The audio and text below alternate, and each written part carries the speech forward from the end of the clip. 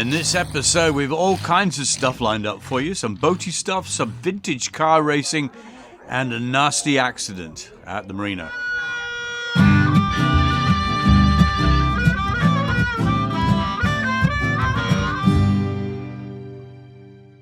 After a mini adventure sailing around the coast, back in Riverside Drive to do some more maintenance on the boat, and also playing around with the new drone is a lot of fun, and it takes quite a bit of getting used to, but it will be of great use on the upcoming new adventures that I have planned. News of that coming up soon. It's nice when everything is not just repair work, but doing improvements to the boat, working on the outboard. Okay, so what of these? Going to put these on the Yamaha engine. It's a 6 horsepower and it will make the dinghy, because it's a hard bottom dinghy, plain. But she tends to dig her nose in a little bit, and these are supposed to bring the nose up, getting the boat onto the plane sooner, using less power and less fuel, obviously. So thought I'd try them. Got to go something like that. An assortment of drill bits, a drill, and I've got one on already. There's one, and then I can line the next one up to it. It's on the other side and they're angled, so it's kind of difficult to get them exact, but I think we got it. Drill in one hand, camera in the other. I'm leaning across the back of the boat above the water. What could possibly go wrong? I've got the drill in reverse, that's what's wrong. I just got cramped standing on the back of the ladder there. Oh, that bloody hurts. Well, don't drop the drill. And there she blows. But the job's not complete without having the old Sea Dog logo on the top. Covered in cobwebs, but I've got my old engine hoist here. Gonna get that back into service. Decided to make a strap over the engine here. Nowhere to fix it on this side. There is a handle on the other side. And I thought, well, it's an old engine. I could drill through there and put a bracket. Don't drop that drill. The thing of this is it's a bit shocking to do this to an engine, but it is an old engine and I need to do it. Yeah, result, look at that. The idea being I've got myself a harness and a safety line. Another job done. Going out for the day. Should be a really good day. It's beautiful weather. Going to a classic car rally. But to get there, I'm going to need a ride. Should be something in here I can use. Oh, yeah, this'll do. Hey guys! Hey. Can I have a ride? Absolutely! Oh, awesome! Thank you!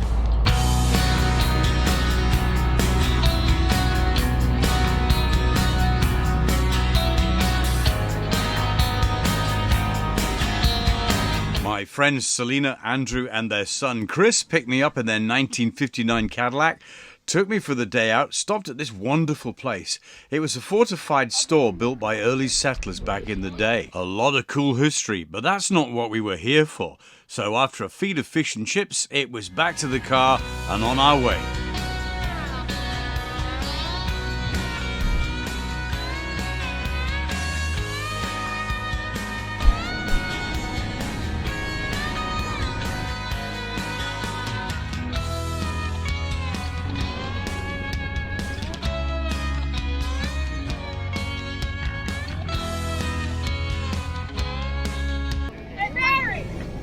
Hey Rose! I'm in the Cadillac. What does it look like I'm doing? You know? Not sure what these guys are doing, but I think it's a log chopping contest. Just been here a minute or two. I love this place. I love it. The cars here are amazing.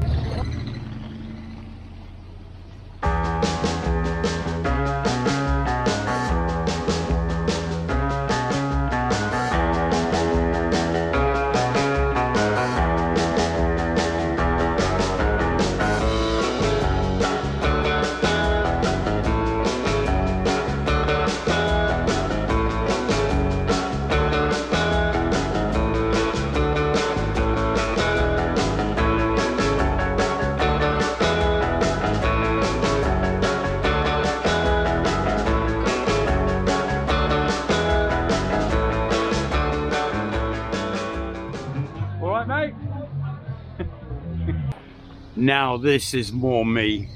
That was nice, but then this caught my eye. A Shelby Mustang. Oh, but that again wasn't what we were here for. This, just over the roof of the Shelby, is what I'd come to see.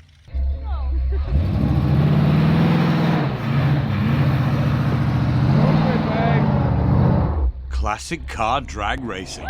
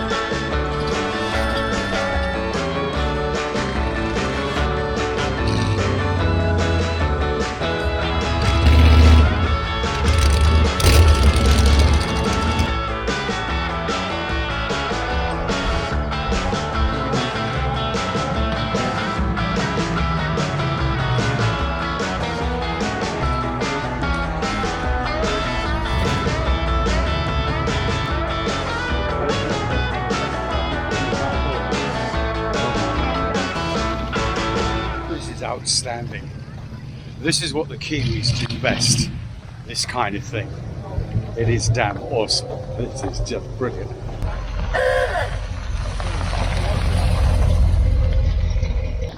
Just watching this stuff is great. It's awesome.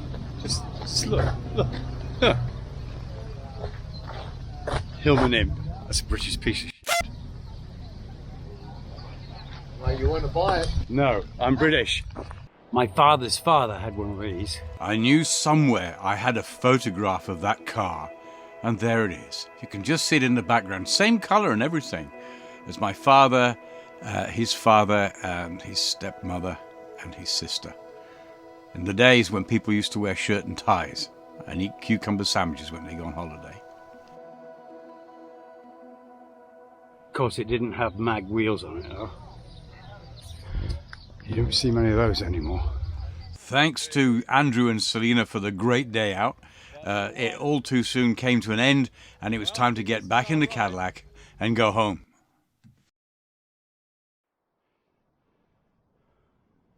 Got some issues with the mast and the rigging, and I need to get up there. I've never ever been up the mast. I've had people do it for me, and I want to go up the mast. I want to see my own mast.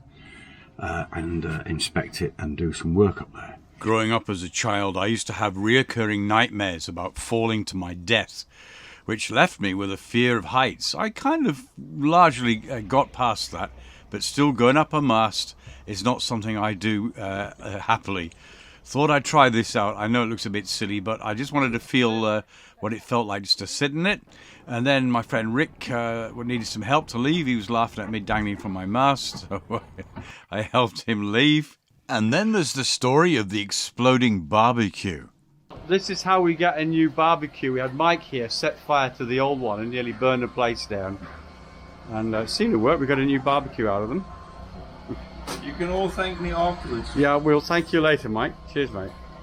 Yes, new barbecue. Actually, I got a shot last time. I saw a video of us breaking up that dinghy. Yeah, do you remember that? Yeah. Oh, I just saw it on TV. Yeah. I know how you guys like a bit of action in the video, so I thought I'd put a bit of violence in. Nothing like seeing the marina manager, Carl, beat the old barbecue to death. He was trying to get it ready for putting in the bin. I reckon we should just put a full sail on it out the front and someone will buy it. That's savage. You can see the way it's all just formed the bits in there. Anyway, did good service though.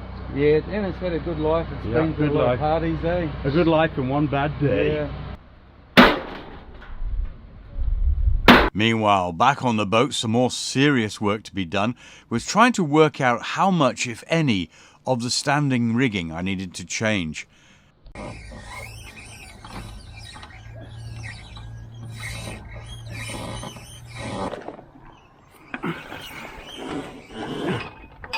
Yeah.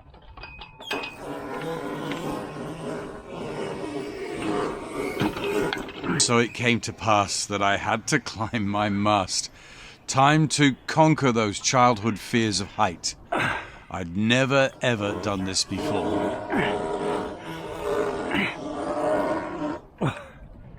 That's a minute. Okay, go. Okay, stop. Thanks to friends who were on the deck pulling me up via the winch. Okay, up. And there's no way I could actually physically climb the mast by myself. Oh, shit. Oh. Oh, shit. Scared the crap out. Okay, up. Oh, it's the topping lift for the boom. Can you take that off? Or I'll come round this side. Okay, just a little bit up now. Just 1 foot, 2 foot. I was replacing this little pulley wheel. It doesn't look much, but it is an important piece of kit and serves as a guide as part of the reefing system. Are you enjoying yourself? Sorry? Are you enjoying yourself? I'm shitting myself. Okay, then I won't stand underneath you. After a little bit of difficulty, I managed to get it all back together and then putting the split pin in without dropping it. Then also I decided to do a quick inspection of the rig while I was up there. It seemed silly not to. Make sure that everything else was all tickety-boo. Okay. Okay.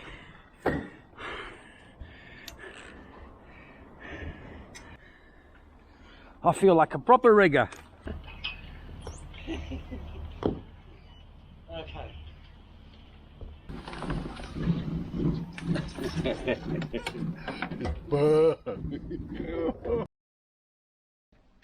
Bought these.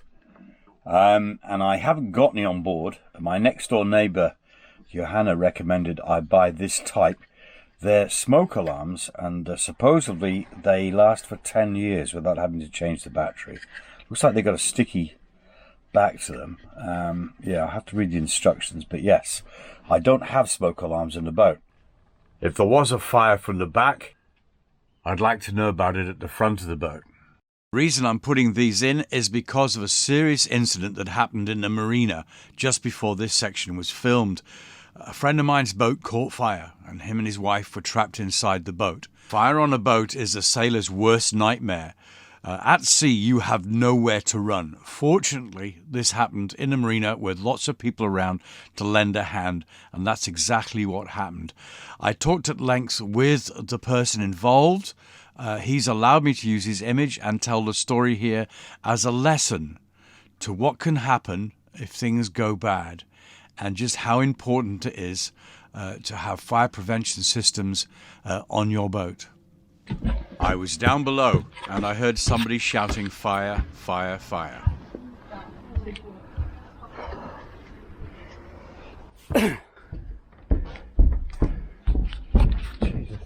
Is it out?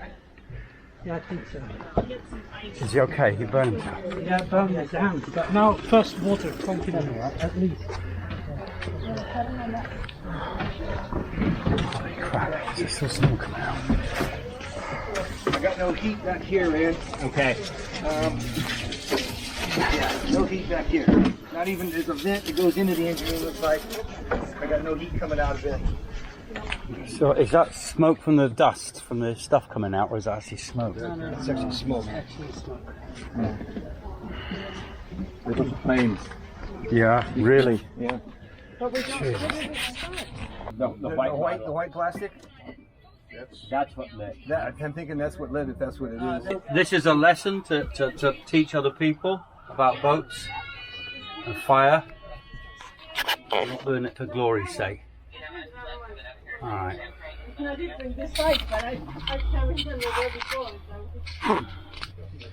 This was very, very close. This was a case of, if my friends hadn't leaped on this straight away, this boat would have been lost. That's burning there from the fire.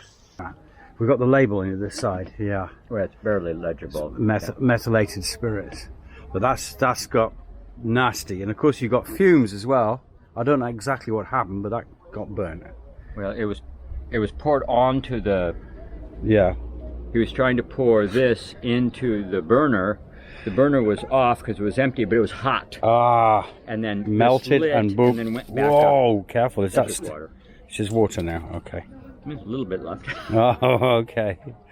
And then he threw this into the cockpit, and it spilled all over the cockpit sole, and that's what Matt stepped into. That's oh shoot. Okay. Right.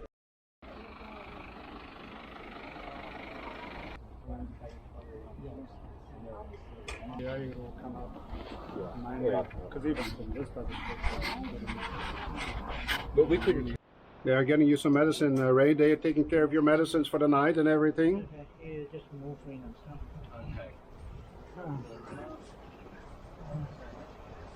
Give you a little bit of oxygen, just to help you settle you down a little bit. What do you think? Yeah? Because you might be in shock, and this might actually make you feel better, and if it doesn't, we can take it off. It was a close call. If it hadn't been for my friends who jumped on this thing straight away, it could have been a lot worse. There were burns. The gentleman involved was burnt, as was a friend of mine. I'd like to thank the couple for allowing me to use this footage and tell their story. I hope it's been a lesson, and we like to end on a high note. Here they are, a couple of months later, and recovered. There's a friend of mine who's been out at sea for a while, but he left single-handed on his boat, and he's brought back an extra boat with him. That's one way to save on fuel. Canadian being pulled by an American, that's never going to end. That's going to be worth a few stories down the pub. So I've done this loads of times. This is where the back boat runs into the boat in the front. Sometimes all you have to do is just sit on your boat and the adventures come to you. I'm just going to sit here and see if anything else happens today. Yesterday it was a fire on a boat. Today it's a broken down boat.